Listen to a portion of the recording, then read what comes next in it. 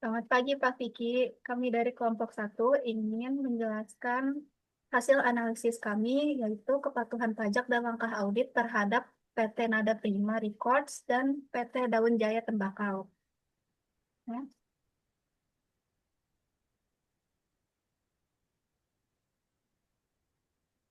Anggota kelompoknya ada Josephine Naomi sebagai ketua, lalu ada JP Rausyana Costa sebagai wakil, lalu ada Elizabeth Lau sebagai anggota, Johannes Stefani sebagai anggota, dan juga Matthew Joe sebagai anggota.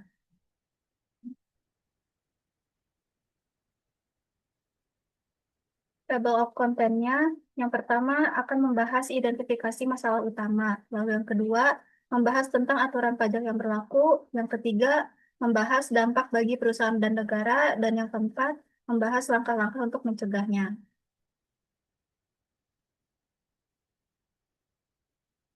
Step yang pertama yaitu identifikasi masalah utama. Identifikasi masalah utama yang pertama itu pada PT Nada Prima Records. Yang pertama, bekerja sama dengan studio kecil yang belum kena PKP, sehingga studinya nggak memungut PPN atas royalti yang diberikan.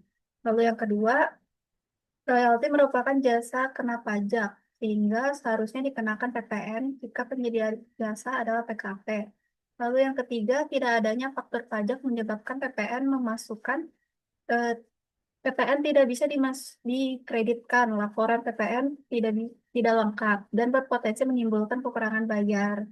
Lalu yang keempat ada risiko PPh pasal 23 atas royalti tidak dipotong sehingga menimbulkan utang pajak dan denda. Lalu yang selanjutnya pada PT Daun Jaya Tembakau. Yang pertama, sebagai produsen hasil tembakau, wajib memungut PPN hasil tembakau, PPN atau PPNHT sebesar 9,9% dari nilai lain HJE berdasarkan PMK 63 2022 dan aturan terbaru. Penjualan melalui perantara sering menyebabkan faktur pajak terlambat atau tidak dibuat, sehingga muncul kekurangan dan dan sanksi. Perbedaan antara harga distributor dan pengecer menyebabkan ketidakteraturan pembukuan, sehingga rentan terhadap koreksi saat audit.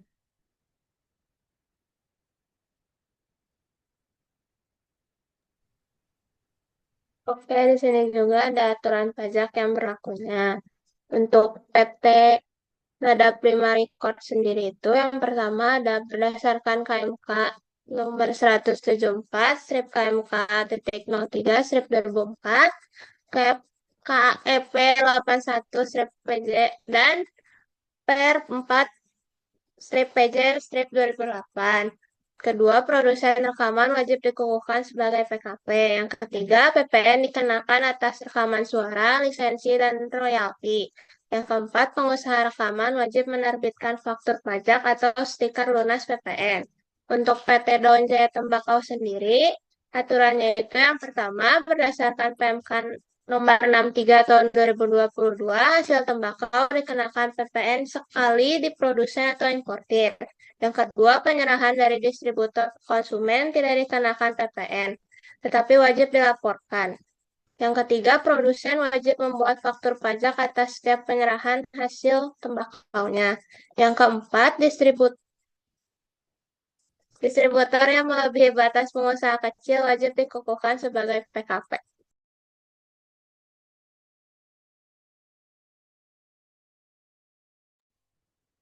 Selanjutnya ada dampak bagi perusahaan dan negara. Untuk dampak bagi perusahaan yang pertama, ada beban biaya meningkat. Ketika perusahaan tidak patuh pajak, biaya yang harus dikeluarkan akan bertambah. Yang kedua, risiko denda, bunga, dan penalti administrasi. IJP akan mengenakan sanksi berupa denda atau bunga atas keterlambatan pembayaran atau kesalahan pelaporan. Yang ketiga, risiko pemeriksaan lebih luas dari DJP. Ketidakpatuhan akan meningkatkan kemungkinan perusahaan dipilih untuk pemeriksaan pajak yang lebih mendalam, sedangkan pemeriksaan yang lebih luas dapat mengganggu kegiatan operasional dan memakan banyak waktu serta sumber daya. Yang keempat, reputasi perusahaan menurun. Perusahaan yang diketahui tidak patuh pajak dapat kehilangan kepercayaan publik dan reputasi yang buruk akan mempengaruhi posisi perusahaan dalam persaingan pasar. Yang kelima, ada risiko sistem informasi operasional. Yang keenam, alokasi modal terganggu. Dana yang seharusnya dapat digunakan untuk investasi, ekspansi, atau kegiatan produktif lainnya harus dialihkan untuk membayar denda atau bunga pajak. Yang terakhir, ada efisiensi operasional berkurang. Lalu ada dampak bagi negara. Yang pertama, potensi hilangnya penerimaan PPN dan PPH. Hal ini dapat menghambat kemampuan pemerintah dalam membiayai pembangunan dan layanan publik. Yang kedua, ketidakadilan di pasar. Perusahaan yang menghindari pajak bisa menjual barang atau jasa dengan harga lebih murah dibanding perusahaan yang patuh pajak. Hal ini menciptakan persaingan yang tidak sehat. Yang ketiga, beban negara meningkat untuk pengawasan. Pemerintahan harus mengalokasikan sumber daya yang lebih banyak untuk melakukan pengawasan, pemeriksaan, serta tindak lanjut terhadap perusahaan yang tidak patuh. Yang keempat, meningkatkan beban pengawasan KPP dan bea cukai. Yang kelima, mengganggu stabilitas industri tembakau karena pajak yang besar. Industri tembakau memiliki struktur pajak yang berat, ketidakpatuhan di sektor ini dapat mengganggu keseimbangan pasar dan memunculkan praktik ilegal. Dan yang terakhir, mengurangi kepercayaan masyarakat terhadap pemerintah.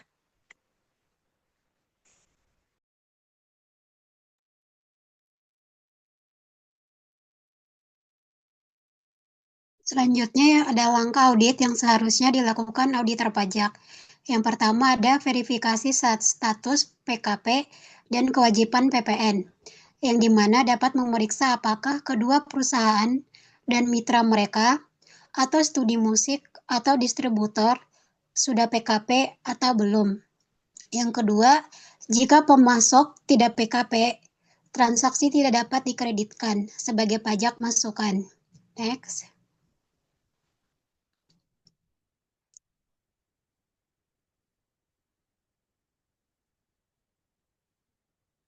Yang kedua ada pemeriksaan dokumen dan rekonsiliasi.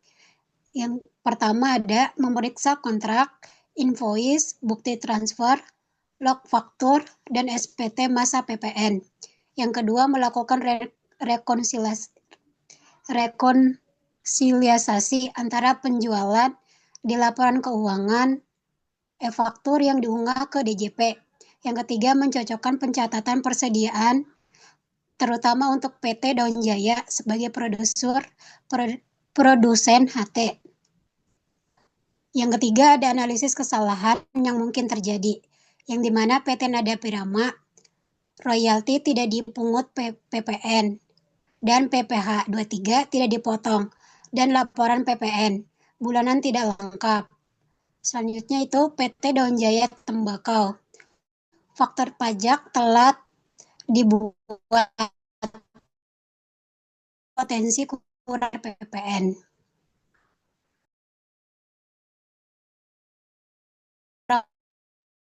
Oke, selanjutnya untuk poin D itu penghitungan potensi kurang bayar. Di poin yang pertama itu menghitung PPN 11% yang seharusnya dipungut tetapi tidak dilakukan.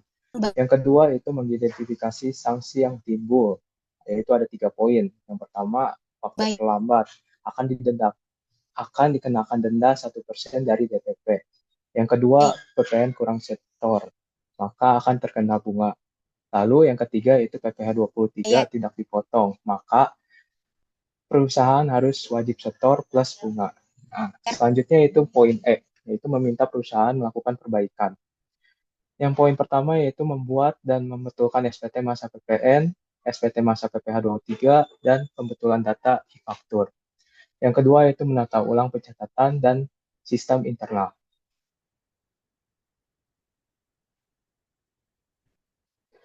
Oke, selanjutnya itu poin F, rekomendasi untuk mencegah masalah terulang. Dari PT Nada Prima yaitu ada 4 poin. Yang pertama, pastikan studio mitra diperiksa status PKP-nya. Yang kedua, yaitu terapkan SOP, pemotongan PPh 23 atas semua royalti. Lalu yang ketiga, yaitu jika bekerja dengan non-PKP, sadari bahwa PPN masukan tidak bisa dikreditkan. Yang keempat, dorong studio mitra agar menjadi PKP jika omset sudah memenuhi syarat. Nah, selanjutnya itu poin G, yaitu rekomendasi untuk mencegah masalah terulang untuk PT Daun Jaya Tembakau. Nah, di sini ada 4 poin juga. Yang pertama, buat faktur pajak tepat waktu saat barang dikirim atau terutang. Lalu yang kedua, gunakan ERP yang terintegrasi dengan e-faktur untuk mencegah keterlambatan. Yang ketiga, distributor wajib memberikan laporan bulanan yang konsisten. Dan yang keempat, standarisasi harga untuk menghindari selisih DPP.